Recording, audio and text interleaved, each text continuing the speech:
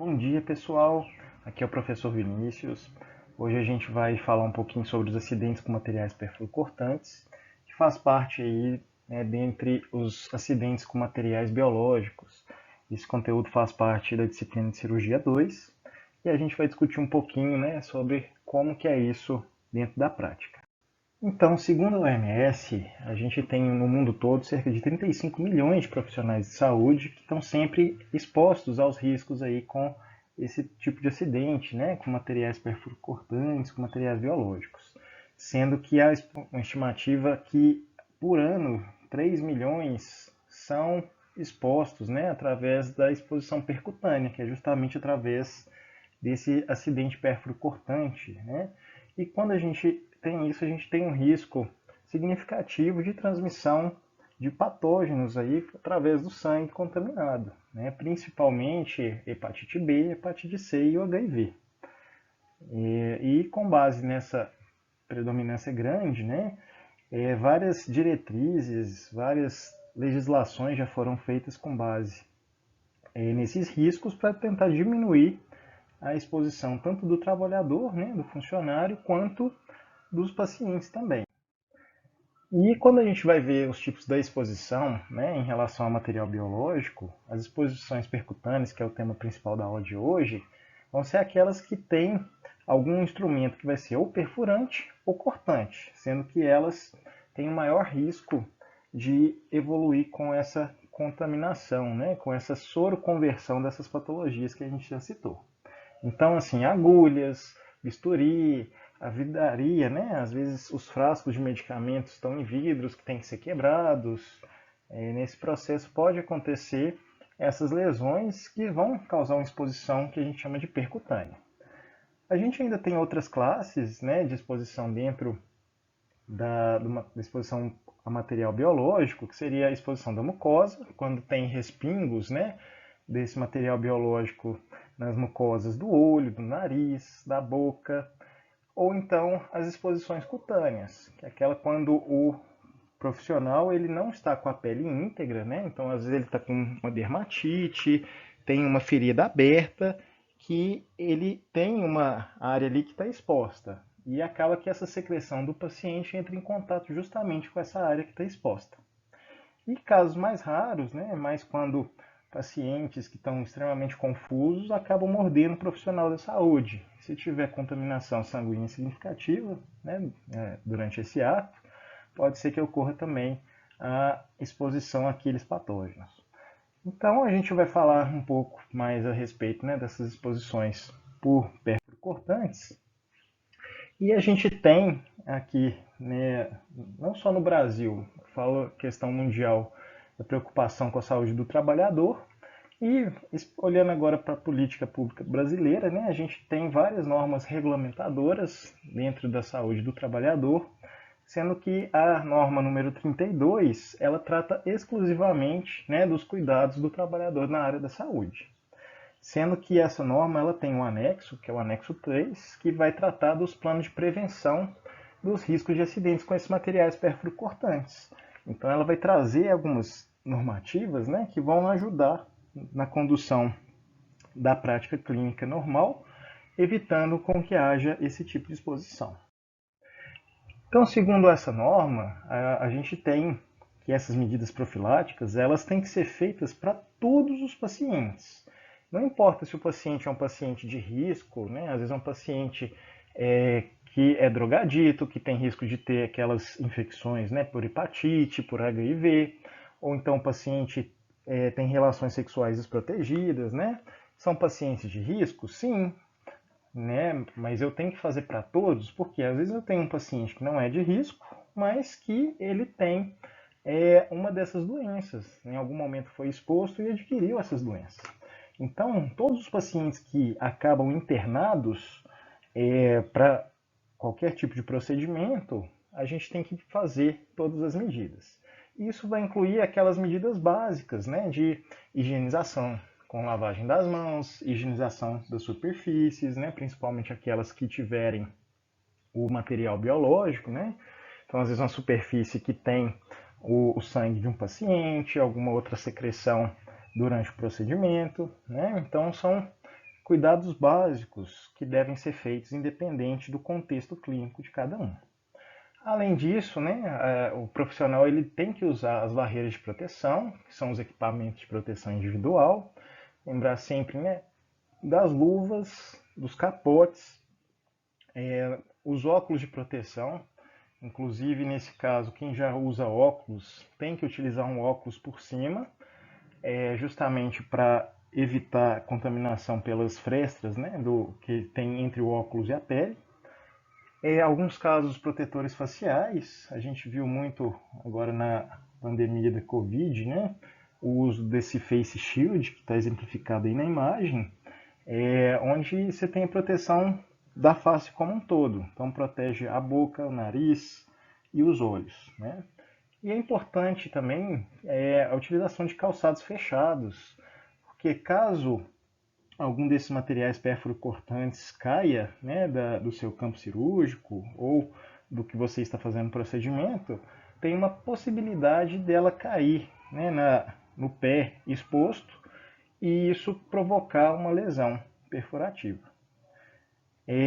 Durante o procedimento em si, né, o profissional que está manejando aquele material perfuro-cortante, seja agulha, seja o bisturi, enfim, né, esse material ele tem que ser manipulado com muito mais atenção. Então, quem tiver com isso na mão tem que triplicar, né, a atenção para não ter o risco, né, desse material que foi no paciente, que teve contato com essas secreções do paciente, entrar e acabar perfurando a pele, né, do funcionário. Então, é de extrema importância, como medida preventiva, né, fazer educação em saúde com os profissionais, para que eles utilizem todas essas medidas protetoras, né, para evitar e reduzir a incidência desses acidentes.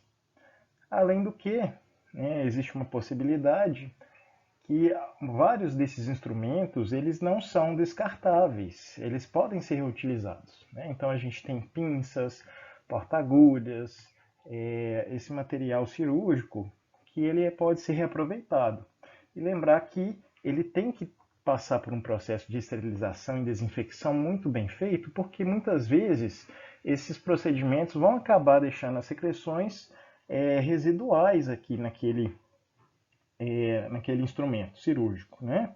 Então pode ser que, se não for feita a desinfecção da forma adequada, que o patógeno ele fique naquela superfície, né? Então, caso ocorra um acidente em outro momento, pode ser que o profissional que esteja manipulando, né, ele acabe se ferindo e adquirindo uma dessas infecções. Então, as recomendações, né, pela normativa, é que o profissional tem que ter o máximo de atenção durante o procedimento, tem que estar centrado naquilo, prestar atenção quando estiver manipulando, principalmente os perfuro-cortantes. A gente nunca vai utilizar os dedos como anteparo, né, porque se eu colocar o dedo na frente de uma lâmina, na frente de uma agulha, se por acaso o paciente mexer, ou até mesmo por distração momentânea que o profissional tenha, pode ser que esse pérfuro acabe perfurando ou cortando, né, a pele do funcionário. Uma das formas da gente fazer isso é cuidado com a manipulação. Então, quando eu falo em agulhas, eu tenho que evitar ao máximo segurar a agulha com a mão. Tem que evitar reencapar a agulha, né? Porque uma vez que a gente tira a capa, utiliza no paciente. Se eu tentar reencapar, pode ser que eu me fira. Se eu tentar quebrar, entortar, às vezes até mesmo retirar a agulha da seringa, né, de uma forma que não tenha tanta atenção, né, pode ser que eu evolua aí com uma perfuração. Então isso traz um risco aumentado. Então, uma vez que eu utilizei a agulha, eu não vou manipular ela com as mãos ou manipular o mínimo possível. E lembrar que uma vez que eu já utilizei todo esse material, ele tem que ser descartado em local apropriado. Inclusive essa norma 32, ela traz que todo local que tenha procedimentos deve ter uma caixa, que a gente chama de Descarpac, né, a marca dela, mas na verdade é uma caixa com um material resistente tanto à perfuração, Então, essas agulhas, esses bisturis que são jogados dentro dessa caixa, eles não conseguem penetrar, então você pode manipular com segurança. Ela tem que ter uma tampa, lógico, para esse material não ficar exposto e alguém inadvertidamente colocar a mão próximo, né, e ter uma lesão. E importante também que às vezes a gente coloca esse material com secreção. Então o material da caixa ele tem que ser impermeável para não deixar que essa secreção caia e contamine por outros meios, né, que não seja através do acidente pérfuro-cortante. E atualmente, pensando, né, na preservação da saúde do trabalhador, vários materiais têm sido adaptados com dispositivos de segurança para tentar evitar a contaminação e a perfuração do paciente, né?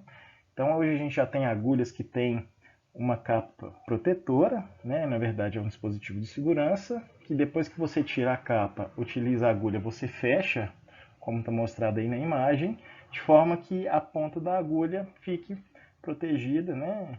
De forma que ela não vá fazer um acidente aí com o profissional. Da mesma forma, bisturis descartáveis com a lâmina retrátil têm sido utilizados, né, de uma forma bem satisfatória. Alguns gelcos, alguns scalpes que têm uma forma de você retrair a agulha depois do uso, de forma que você evite, né, o acidente e a contaminação também. Então, a gente vai fazer o máximo para prevenir, né, é o nosso objetivo, principalmente dentro da saúde do trabalhador. Mas às vezes não tem jeito, às vezes o acidente vai acontecer. Então, quando eu tenho qualquer acidente pérfuro-cortante que envolva esse material biológico, eu vou tratar como uma emergência médica. Isso porque eu tenho uma necessidade de fazer uma profilaxia.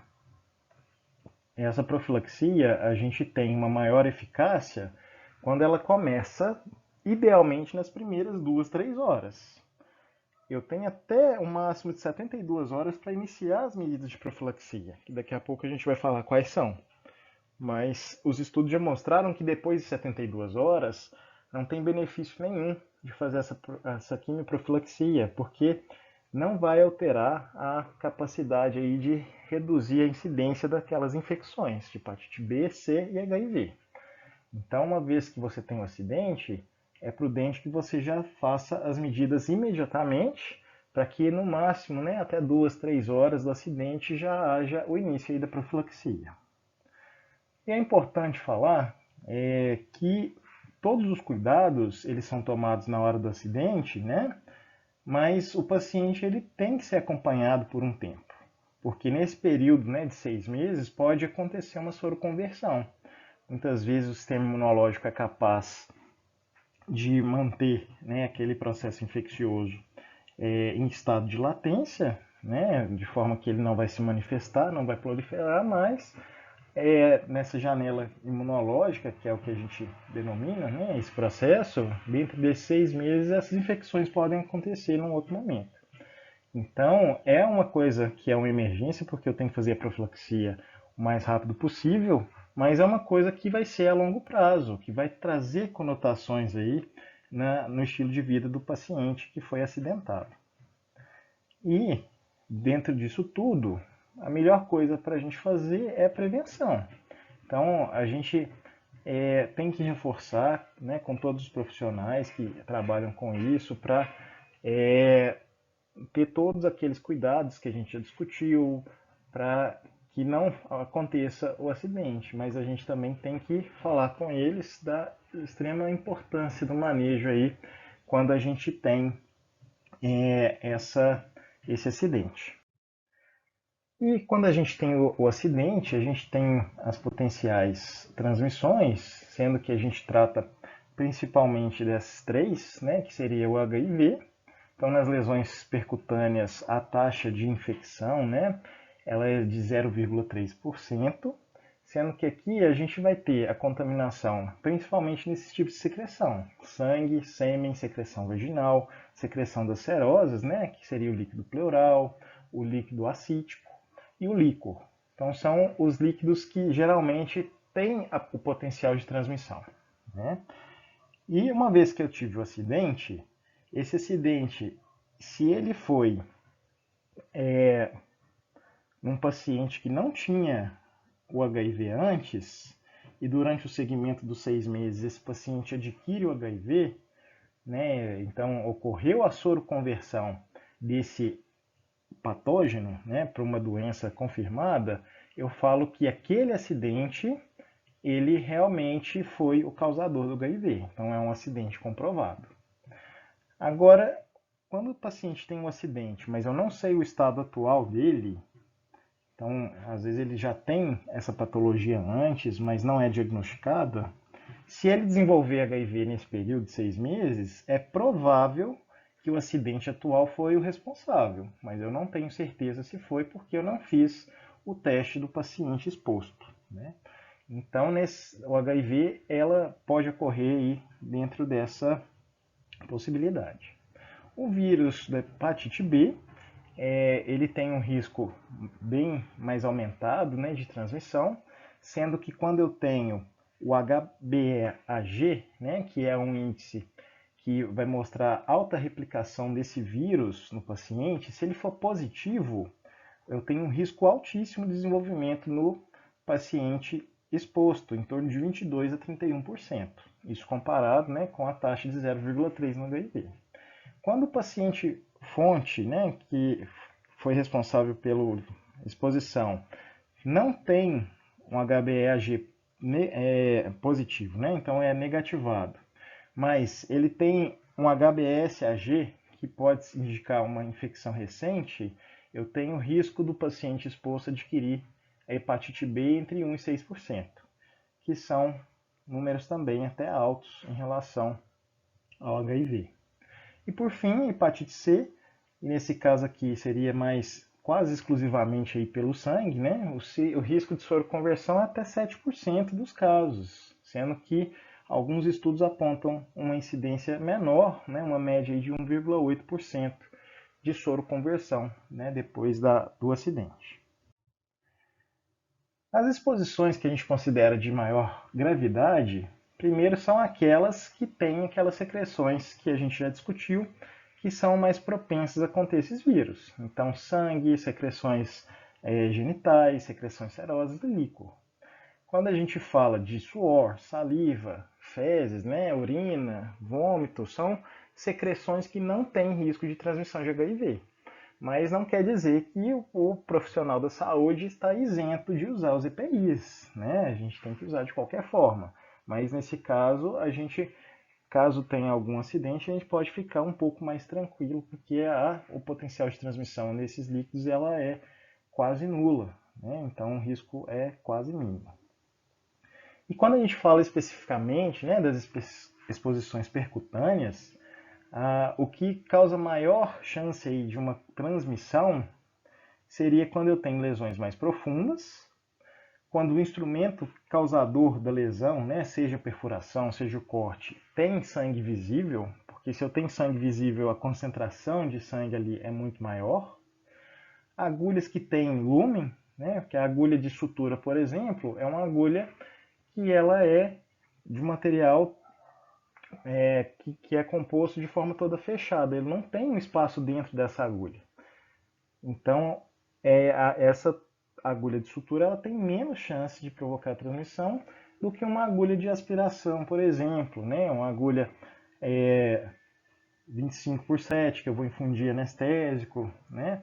Então, essas que têm lúmen, elas têm uma chance maior porque dentro do interior, né, desse lúmen vai conter o sangue ou o material que é responsável pela contaminação.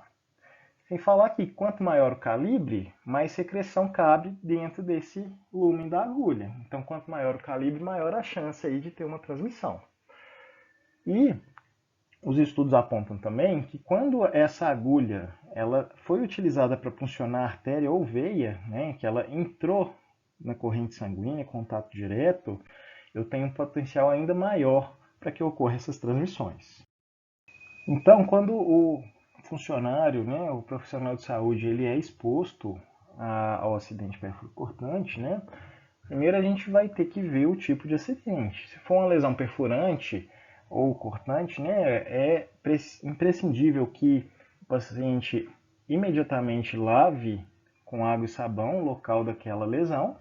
Se a lesão ocorrer em mucosa, eu posso utilizar água e ou soro fisiológico, né? Nesse caso não tem como utilizar sabão nas mucosas, então é uma lavagem exaustiva com água ou com soro, sendo que no local onde houve o acidente, você tentar espremer, você tentar ampliar o corte para tirar o local que teve contato direto com a secreção, você injetar qualquer substância, usar antisséptico, nada disso mostrou benefício, né? Então, nada disso vai reduzir a taxa de soroconversão. Então, uma vez que você teve a exposição, é só lavar, né? Ou com água e sabão na pele comum, ou água ou com soro fisiológico na pele, né? E essa é a primeira medida, mas logo depois de eu fazer a higienização local, eu tenho que fazer a avaliação laboratorial, tanto do paciente fonte, que é aquele no qual o procedimento foi feito, quanto no paciente exposto, que é o funcionário, né, o profissional da saúde. E aqui o nosso protocolo vai seguir de acordo com a forma que eu consigo avaliar esses pacientes. Porque eu tenho duas situações possíveis. Porque o paciente exposto, o funcionário, eu sempre vou conseguir entrar em contato com ele. Sempre. Porque eu sei que foi ele que sofreu o acidente. Mas o paciente fonte, eu vou ter duas situações. Porque ele pode ser conhecido. Então é aquele que eu estou fazendo o procedimento ali naquele momento. Ele está na minha frente, acontece o acidente, então eu já converso e explico para esse paciente ali para fazer os exames. Mas tem a situação onde eu não tenho o conhecimento desse paciente. Qual a situação que seria isso? Às vezes acontece o acidente pérfuro-cortante, o profissional está lá fazendo a higienização, o paciente evade, eu não consigo trazer esse paciente de volta. Ou então, inadvertidamente, algum pérfuro cortante foi deixado junto com o material, foi mandado para esterilização e o profissional que recebe esse material para esterilização acaba se cortando, se acidentando. Então não tem como eu saber, né, de qual paciente veio aquele pérfuro cortante. E tem a situação também onde o paciente fonte é conhecido, eu sei quem que ele é, mas ele não concorda em fazer os exames laboratoriais. Então, nesse caso, eu tenho que respeitar a vontade dele, né? Então eu vou tratar a situação com o paciente fonte desconhecido.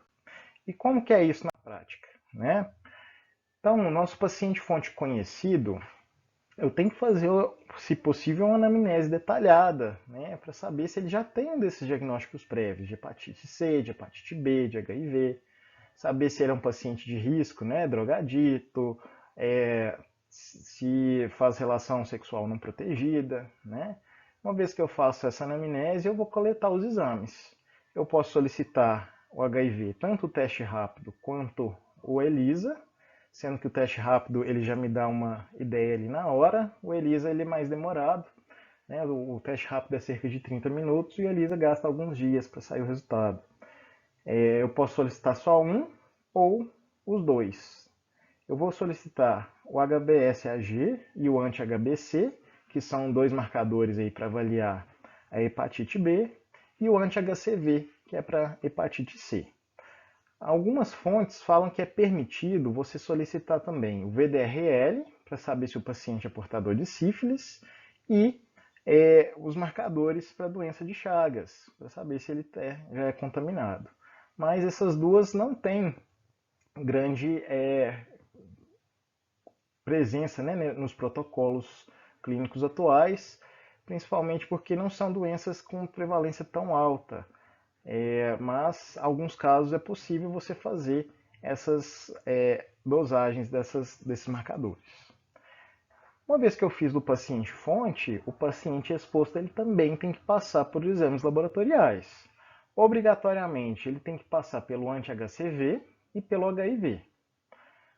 E, em relação à hepatite B, se o paciente for vacinado e ele tiver uma soroconversão, né, que é baseado nos níveis de anti-HBs maiores que 10 unidades por litro, esse paciente ele não precisa ter dosagem de marcadores aí para hepatite B.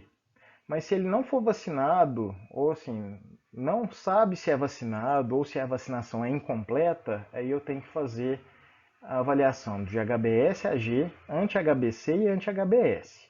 O anti-HBs é para avaliar se ele tem nível de imunização ou não. Né?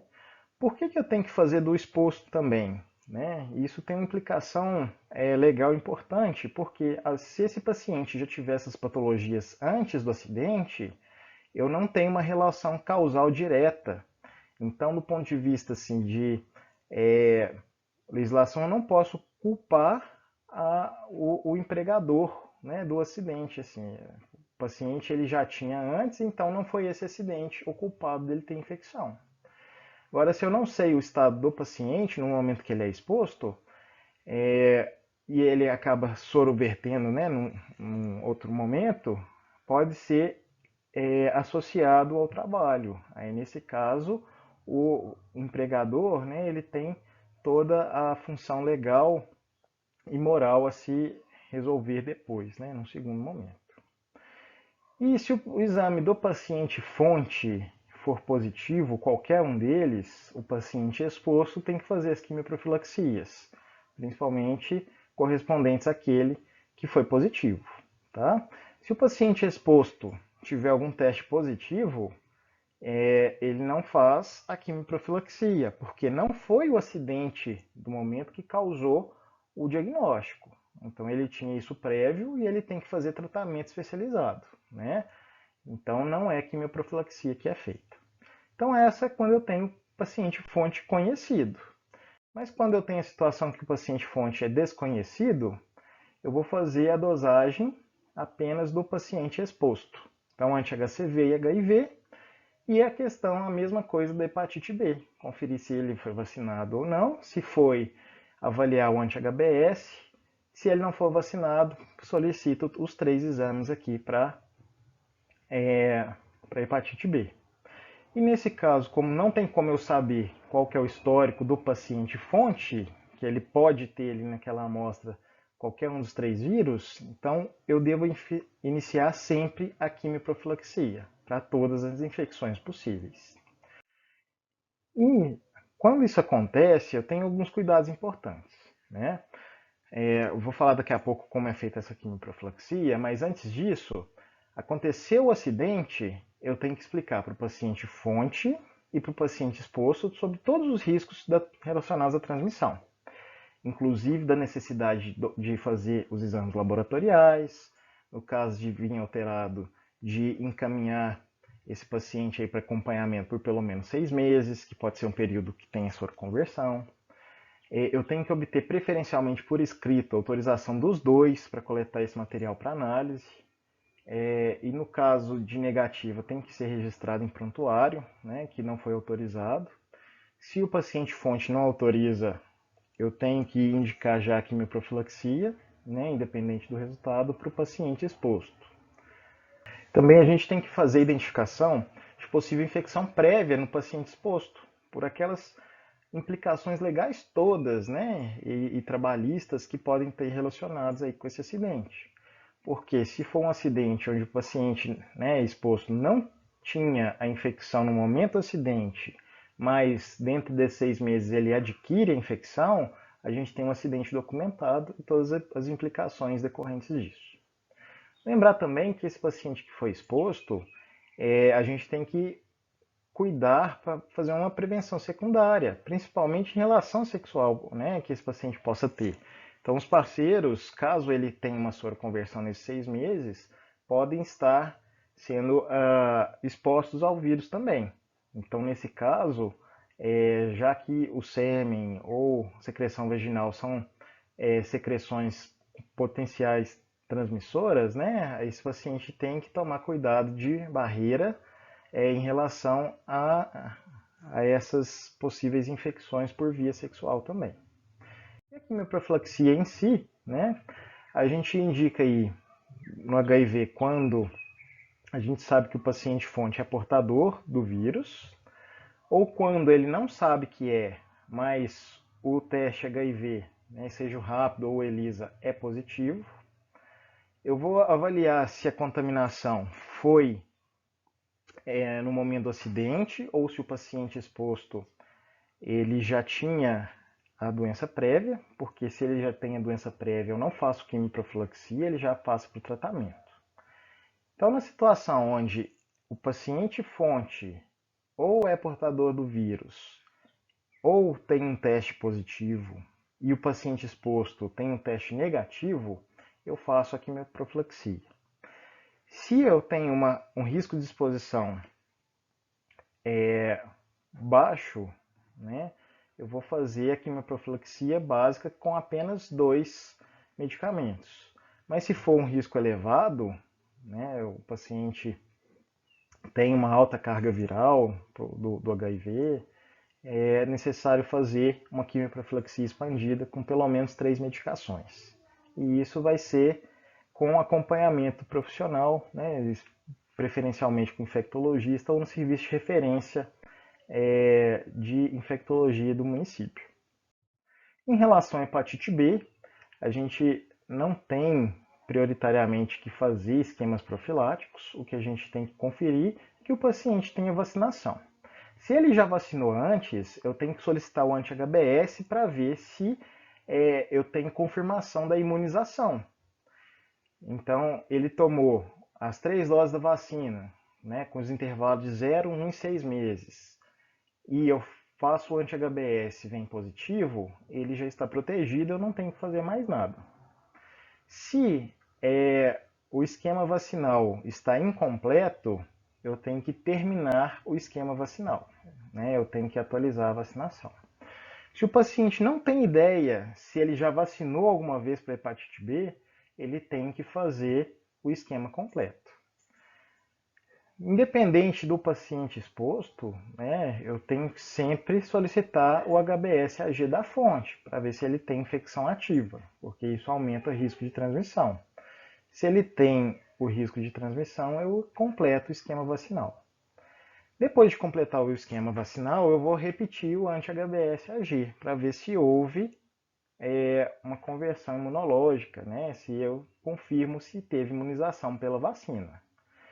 Se o paciente tomar até 2 esquemas e ele não tiver a soroconversão, né, não produzir o anti-HBs, eu tenho que fazer a imunoglobulina hiperimune contra hepatite B.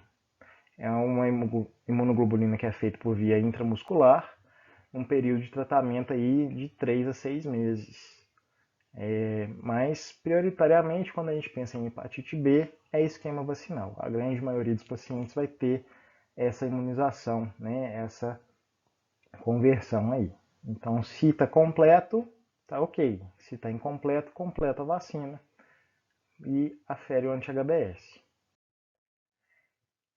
Quando eu tenho o paciente fonte com o HBsAg positivo, né, então ele tem a doença ativa no momento, independente da situação vacinal do paciente exposto, eu tenho que fazer tanto a hemoglobulina quanto garantir a vacinação desse paciente. Agora, se o paciente fonte tem um HBsAg negativo ou ele for desconhecido ou o paciente não autoriza a testagem, a princípio eu não faço a imunoglobulina, porque eu não tenho evidência de infecção ativa. Nesse caso, eu vou ou iniciar ou completar o esquema vacinal. Em relação à profilaxia de hepatite C, não existe nada que possa ser feito, né? Então, se houver o acidente, o paciente fonte tiver hepatite C, infelizmente não tem o que ser feito para o paciente exposto, a não ser o segmento aí para ver se ele vai desenvolver ou não infecção pelo vírus da hepatite C. Então, nos casos aqui, a gente reforça mais uma vez que a melhor medida é a prevenção.